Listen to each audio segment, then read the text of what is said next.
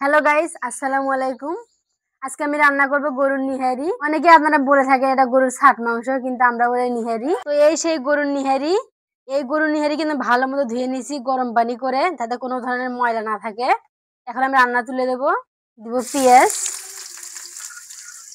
পেঁয়াজটা ভালোভাবে ভাজার পরে আমি অন্যান্য মশলাগুলো দিয়ে দেব। পেঁয়াজ ভাজা আমার হয়ে গেছে। এখন আমি দিব আদা রসুন পেস্ট। গরম মশলা আছে,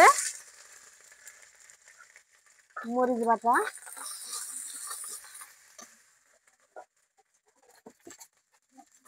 হলুদ, লবণ, জিরার গুঁড়া।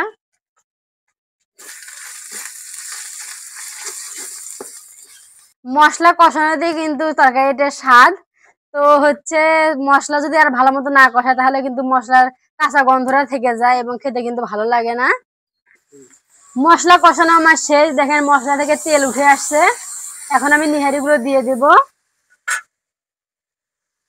সঙ্গে আমি কয়েক টুকরো আলু দিয়েছি,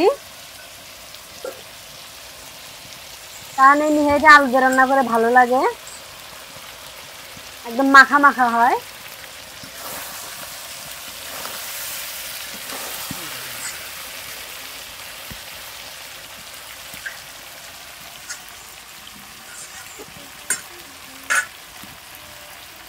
কিছুক্ষণ ঢাকনা দিয়ে ঢেকে দেব।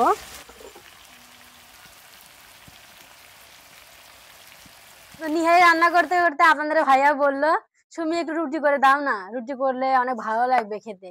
তো কি আর করার, রুটি বানাচ্ছি। আমি এখন রুটি বেলতেছি। জানি না কেমন হচ্ছে, ভালো মতো পারি না। তো নিজেরাই খাবো, এভাবেই হয়ে যাবে।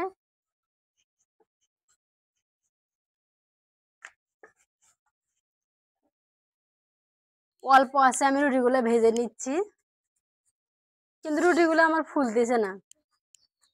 এটা হচ্ছে মনের কষ্ট। তো হোক, এভাবে আমরা খাবো আজকে।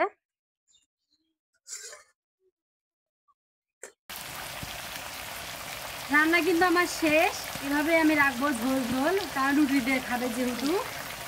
আর আমার আসলে স্পেশাল মশলাটা আমি এখন দিয়ে দেব। না দিলে যেন তরকারির স্বাদই বাড়ে না।